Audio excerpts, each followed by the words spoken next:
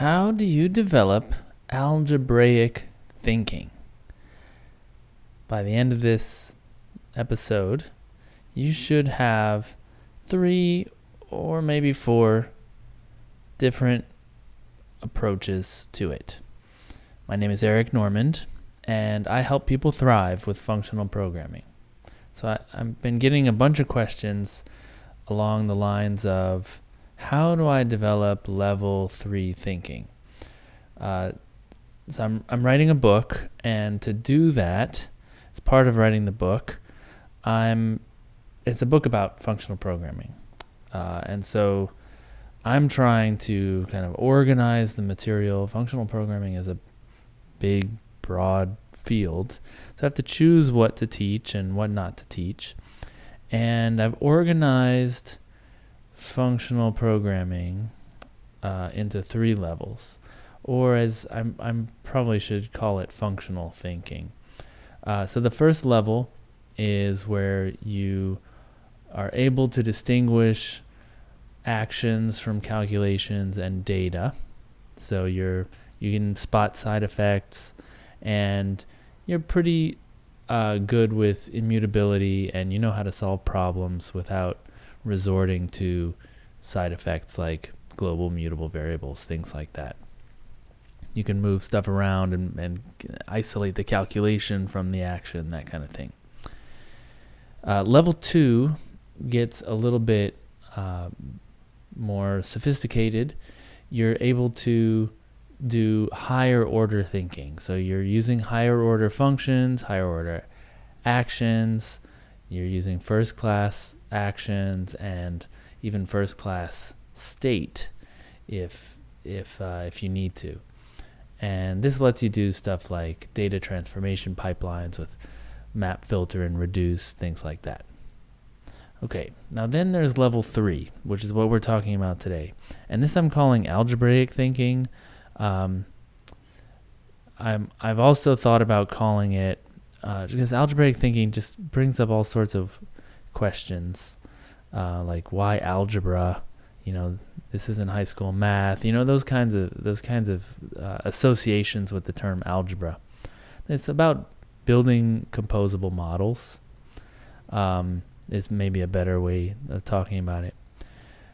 But it's a third level where you're building very robust abstractions and basically algebras, which I explained in the last episode, so you should look that up. But I've been getting a bunch of questions about how to develop this. Now, this whole show has been me exploring these ideas so that I can figure out how to put them into the book. And so this is another exploration. I'm not sure. I don't know. This part is the last part of the book. It is the part that I've worked on the least. And so these are really rough, which is cool. You get to see them really early. So here are 3 approaches to kind of self-study to get to level 3. All right, here we go. The first one I'm going to bring up is property-based testing. You're probably familiar with unit testing or example-based testing, where you say give some arguments to a function and tell the system what to expect, and that's your test, right? You give like specific values. In property-based testing, you don't give specific values. Those are generated randomly, and you have to give a function basically that will tell the system whether that the system under test got the right answer. And so this is called property-based testing because you're basically developing properties, like algebraic properties, that your function must obey, must uphold. So your properties, let's just really quick, because I don't want to teach property-based testing right now. I just want to give it as an example. But if you were going to test the sort function.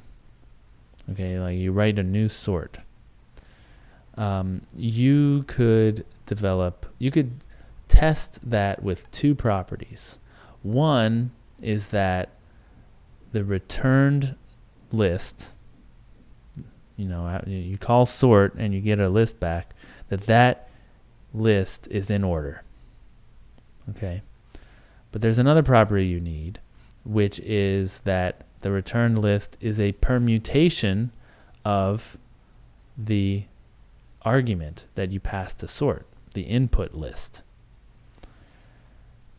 And with those two properties, you kind of covered the whole behavior of that function. And you notice you could test it with examples. You could give it like the empty list. Okay, the empty list, sorting the empty list gives you empty list. Sorting a 1 gives you a 1. Sorting the list 2, 1 gives you the list 1, 2. And you could give all the examples, but you never have to think a higher order, right? You have somewhere in the back of your mind that it's got to be the same elements. And you have somewhere in the back of your mind that it's got to be sorted when it comes out. But what you haven't thought about how to write that down. How do you actually write a test that says for any input list, the output list is in order? What does it mean to be in order? How do I test that it is actually in order? Likewise, how do I test that this list is a permutation of another list? How do I write that down?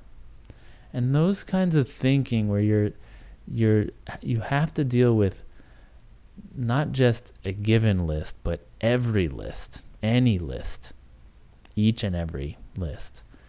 That is the kind of thinking that gets you to that next level. Okay, you start to have, it's sort of like first order logic. It's not just A and B. It's for all A is A arrow B. It's like a different level of thinking. And by doing property-based testing, I think you really force your mind to go there. Because it's all mental stuff, right? It's all mental skills. We're not talking about some very concrete thing. It's all in your head. Very related, this number 2, is algebraic properties. There's a lot of talk in the functional programming world about categories, category theory. And I think this is a similar reason to learn them, to learn categories as well as algebraic properties. Same idea. They are very succinct truths about certain operations. They're expressed in very small, small formulas, and they're relationships between a function and itself, or a function and another function. So, just as an example, I could say a function f is commutative if f of a and b is equal to f of b and a. So it's a relationship, it's an equality, right? And it's of that one function f with itself. Okay, so it relates how this function should operate, like in a totally abstract sense. We didn't say what A was, we didn't say what B was. We're basically saying for all A and all B that are valid arguments to that function, then this should be true. So we're thinking at a much more abstract level, at a sort of algebraic level, where you can start talking about f of A and B. That you don't have to say f of 1 and 7, right, to some very specific numbers. You're talking about all numbers, A and B, or any numbers, A and B. So that's it's the same thinking, right, but it's a different approach. If you study algebra, you start to see that things can have meaning without being specific, right? Addition has, you can say A plus B because you've been to algebra class, right? You sat through it, you did all the exercises, and now you get that there's stuff that you know about A plus B, even though you don't know A or B. Okay, so that's the kind of thinking that you need to get to level 3. All right, another one, the third one. This one is much more difficult material, but it is material. It is like something I can link you to that you can watch, whereas the other two are a little bit more just like general concepts. The third thing is called Denotational Design. And this is basically some talks and some papers by Connell Elliott. He's big in the Haskell community. He gave a really good talk. It's kind of like a workshop. It's like 2 hours and 20 minutes of him stepping through his thought process, which he calls denotational design, for building a graphics system. Okay. And I've watched it many times, and I think that is the best resource available for understanding the mindset of, from first principles, designing something like that. So some notable things about it. The first one is that he is working with the type signatures of the function. So the function signatures. What arguments does it take? What does it return? Totally never shows a single implementation of what an image is. And the fact that he can walk through slide after slide of code with no implementation, he's just showing the function signatures. That is the level you need to get to. Now I have a whole thing on types, which I'm about to say after I finish with denotational design. I'm not saying you need types. I'm not. What I'm saying is that he was thinking at the level of, this function does this, and I can talk about it and how it behaves without showing the implementation, right? And he starts from first principles. He builds a type for image. What is an image? And then he starts showing this, how you could implement some like a combinator that acts on the image, right? Like, how do we overlay two images, and how do we have a mask, where like a shape, a region is shown through and then the rest isn't shown, right? Or how do we have add a background color on a certain transparent color, right? So all these operations, he does show how they are simply implemented as long as you have this very simple notion, simple but elegant, simple, like, it's a very elegant notion of what an image is. And you never know how he implemented image, which is where you need to get to. You need to be able to think about the operations on image without thinking about the concrete implementation, right? So image in his system, an image isn't an array of pixels, because you've already limited yourself to a certain representation, he has said, well, let's not even implement it yet so that we can talk about the kinds of operations we want to be able to do in the abstract. Okay, you notice I'm trying to get at something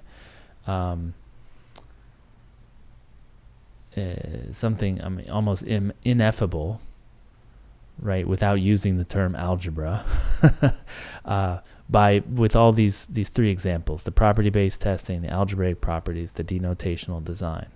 You're able to think about the system without caring about how it's implemented. That's the algebra part. You're thinking of in sort of static reasoning. You can look at the expressions that you can build out of this algebra and reason about them. All right, a couple people asked if this was something that types help with. And I mentioned that Connell Elliott uses the types to talk about functions without having to implement them. So this is I don't want to get into the typed versus untyped debate, not in this episode. But I don't think the types are necessary in the language you write them in. I think that this is all stuff that's happening here. What the types do help you with, though, if you used a strongly typed language, a statically typed, strongly typed language like Haskell, what you get is the discipline for free. You are forced to internalize the type system. And the types, what you're internalizing that helps is a few things. That helps with this kind of thinking. One is the case-based reasoning, case-based thinking. So in Haskell, if you have multiple cases in your algebraic data type, there's like a warning, or you can turn it into an error if you forget one of your cases, right? So I suggest turning it into an error, so you always have to deal with all the cases, okay? And so what that makes you do is make sure that you're covering the whole thing, that you create a total function. Right? At least it helps. It makes you think about that. I'm going to make this function work for all values of this type. And that is something that I see people not doing in the untyped world, that they could learn better from. To sit, they'll have to do it themselves, with internal discipline, but sit and really make sure that all the bases are covered. The function works for all values, because you don't want corner cases. That messes up your algebra. Another thing is pushing information into the type. What do I mean by that? So some functions don't work for negative numbers. Okay, so there's no built-in type in Haskell for non-negative numbers, but you could make one, and it wouldn't be hard. It's a common exercise to do. It's a few lines, and then you have this type that represents non-negative numbers. Great.